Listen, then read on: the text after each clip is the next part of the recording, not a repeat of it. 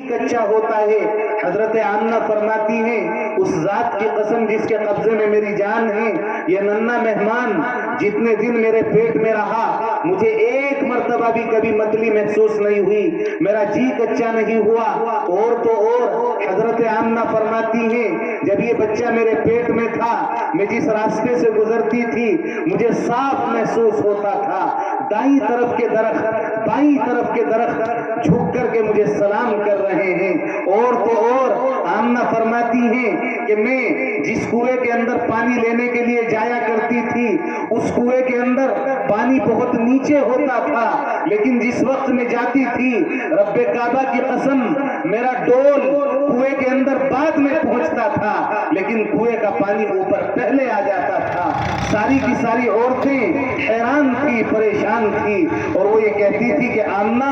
آخر کیا بات ہے، جب تو جاتی ہے تو کنویں کا پانی اوپر آ جاتا ہے اور جب ہم جاتی ہیں تو کنویں کا پانی نیچے چلا جاتا ہے۔ حضرت آمنہ نے کہا یہ میرا کوئی کمال نہیں، یہ برکت ہے اس ننھے مہمان کی جو میرے پیٹ میں ہے، جو بھی دنیا کے اندر آیا بھی نہیں۔ ساری عورتوں نے یہ معمول بنا لیا کہ وہ بھی اسی وقت پانی بھرنے کے لیے جایا کرتی تھی جب حضرت آمنہ جاتی تھی۔ کیوں؟ اس لیے کہ اگر حضرت آمنہ کے بغیر جاتی تھی تو انہیں نیچے سے پانی کھینچنا پڑتا تھا، لیکن جب حضرت آمنہ کے ساتھ جاتی تھی تو پانی اوپر پہلے سے موجود ہوتا تھا اور اسی پانی کو لے کے اپنے گھر آ جاتی تھی۔ اور تو اور آمنہ کہتی ہیں کہ جس وقت یہ بچہ میرے پیٹ میں تھا کمزور سے کمزور، لاغر سے لاغر، دبلی سے دبلی اونٹنی پہ اگر میں سوار ہو گئی، اللہ کی قسم وہ اونٹنی ساری سواریوں سے آگے نکل جایا کرتی تھی۔ اور تو اور حضرت آمنہ فرماتی ہیں کہ جب یہ بچہ میرے پیٹ میں تھا میرے وجود سے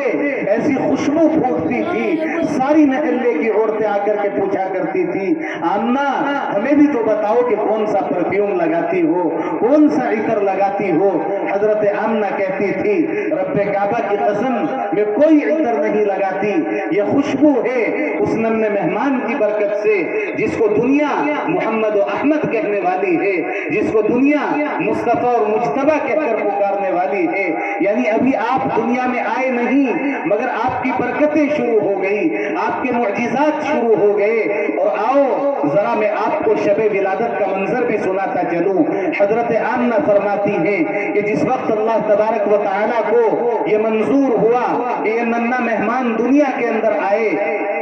تو میں نے دیکھا کہ میرے سارے کے سارے کمرے میں چاروں طرف روشنی ہی روشنی ہو گئی، نور ہی نور پھیل گیا، خوشبو ہی خوشبو پھیل گئی، اور اس نور کے اندر سے ایک آواز ظاہر ہوئی۔ جب اللہ کے نبی حضرت محمد صلی اللہ علیہ وسلم اس دنیا کے اندر تشریف لائے، آپ کی شان سے تشریف لائے، جب بچہ پیدا ہوتا ہے میرے دوستو آپ سب جانتے ہیں تین باتیں ضرور ہوتی ہیں۔ ایک تو یہ کہ وہ بچہ روتا ہے، دوسرے یہ کہ اس بچے کے جسم پر کچھ نہ کچھ گندگی لگی ہوئی ہوتی ہے، اور تیسرے یہ کہ اس بچے کی ناف ماں کی آنکھ سے جڑی ہوئی ہوتی ہے۔ لیکن سیدہ آمنہ فرماتی ہیں جب میرا یہ مبارک بچہ پیدا ہوا تینوں باتیں پیش نہیں آئی، اس کے جسم پر ذرا سی بھی گندگی لگی ہوئی نہیں تھی، اس کی ناف میری آنکھ سے جڑی ہوئی نہیں تھی، یہ پہلے سے مختوم تھا، اور یہ جب پیدا ہوا تو رویا نہیں بلکہ ڈائریکٹ سجدے میں گر کر کے آسمان کی طرف انگشت شہادت کر کے اشارہ کیا، گویا کائنات تک آنے والی اپنی امت کو یہ سبق دے دیا کہ ایک والا نبی آ گیا جو ایک اللہ کی دعوت کی طرف، ایک اللہ کی عبادت کی طرف سارے لوگوں کو بلائے گا۔ اور اللہ کے رسول صلی اللہ علیہ وسلم اس شان کے ساتھ تشریف لائے۔ حضرت آمنہ فرماتی ہیں کہ اس نور میں سے آواز آتی تھی طوفوه مشارق الارض ومغاربها لیعرفوا باسمه ونعته، کہ اس بچے کو مشرق و مغرب کا چکر لگواؤ تاکہ لوگ اس کا نام بھی جان لیں، تاکہ لوگ اس کی ذات بھی جان لیں، تاکہ لوگ اس کی صفات بھی جان لیں۔ وآتوه خلق آدم، اور اس کو آدم کے اخلاق دو، ومعرفت شیش، اور شیش کی معرفت دو، وخلت ابراہیم، اور ابراہیم کی دوستی دو۔ وحسن یوسف علیہ السلام کی خوبصورتی دو، وہ بکاء یعقوب علیہ السلام کی گریہ بزاری دو، وہ شدت موسیٰ علیہ السلام کی شدت دو، وہ زہد عیسیٰ علیہ السلام کا زہد دو، وہ حب دانیال علیہ السلام کی محبت دو، وہ جہاد یوشع علیہ السلام کا جہاد دو، وَأَغْمِسُوهُ فِي خُلُقِ النَّبِيِّينَ، اور جتنے بھی نبی حضرت آدم سے لے کر حضرت عیسیٰ تک آئے، ان سارے نبیوں کے جتنے بھی اخلاق تھے، جتنے بھی معجزات تھے، وہ سارے کے سارے معجزے اس ایک بچے کے اندر پیدا کر دو۔ مجھے بتاؤ مسلمانوں، جس بچے کے اندر پیدا ہوتے ہی اللہ تبارک و تعالی نے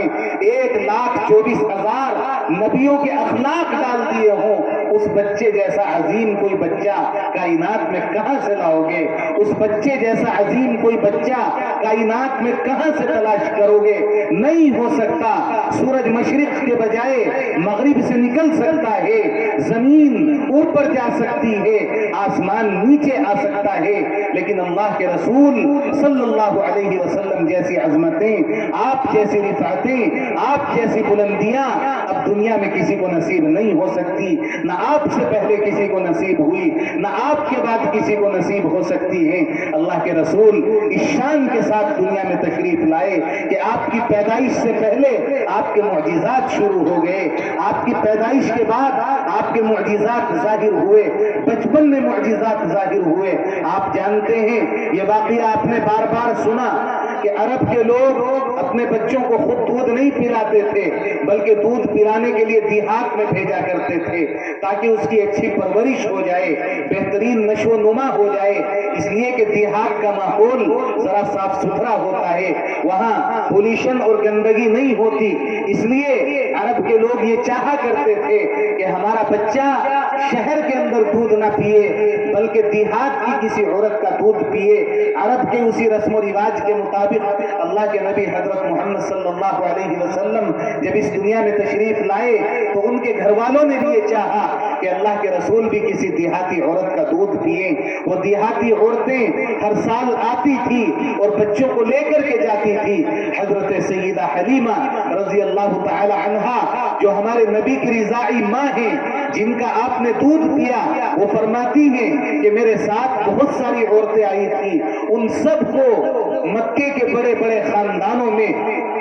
مکے کے مالدار خاندانوں میں کوئی نہ کوئی لڑکا مل گیا، میں اکیلی رہ گئی اور میں نے سوچا کہ میری قسمت ہی خراب ہے، مجھے کوئی بچہ ہی نہیں ملا۔ کسی نے مجھے بتایا کہ ایک بچہ ابھی باقی ہے لیکن اس کے باپ کا انتقال ہو چکا ہے۔ میرے ذہن میں خیال آیا، جس بچے کے باپ کا انتقال ہو گیا ہو، بھلا اس کے گھر والے مجھے کیا اجرت دے سکتے ہیں، کیا مزدوری دے سکتے ہیں، اس بچے کو لے جا کر فائدہ بھی کیا؟ حلیمہ کہتی ہیں، لیکن پھر میرے دل میں خیال آیا کہ خالی جانے سے تو بہتر ہے، چلو اس بچے کو ہی لیے چلتی ہوں۔ حلیمہ فرماتی ہیں کہ میں گئی اور میں نے جا کر کے اس پیارے بچے کے اوپر ایک نظر ڈالی۔ حضرت حلیمہ کہتی ہیں، کعبے کے رب کی قسم، جب اس بچے نے میری آنکھوں میں آنکھیں ڈالی اور آنکھوں میں آنکھیں ڈال کر کے وہ مسکرایا تو میں نے اپنے سینے میں ایسی ٹھنڈک محسوس کی، ایسا سکون محسوس کیا جو کائنات میں نے کبھی محسوس نہیں کیا تھا۔ اور میں نے اپنے دل میں سوچا، پیسے ملے نہ ملے، اجرت ملے نہ ملے، مزدوری ملے نہ ملے، لیکن اس بچے کو میں ضرور لے کر کے جاؤں گی، اسے میں نہیں چھوڑ سکتی۔ حضرت حلیمہ نے اس بچے کو اٹھا لیا اور اٹھا کے بڑے پیار کے ساتھ کہا، کتنا پیارا بچہ ہے، اتنا خوبصورت بچہ میں نے آج تک اپنے گاؤں میں نہیں دیکھا۔ گاؤں کی رہنے والی تھی نا، کہنے لگی کہ اتنا خوبصورت بچہ میں نے آج تک اپنے گاؤں میں نہیں دیکھا۔ ان کی ماں حضرت آمنہ سن رہی تھی۔ حضرت آمنہ کہنے لگی کہ حلیمہ تو تو گاؤں کی رہنے والی ہے، تم نے گاؤں میں اتنا خوبصورت بچہ نہیں دیکھا، میں تو شہر کی رہنے والی ہوں، مکے کی رہنے والی ہوں، اور مکے میں تو لوگوں کا جمگھٹا رہتا ہے، ساری دنیا کے لوگ آتے ہیں مکے میں، لیکن آج تک میں نے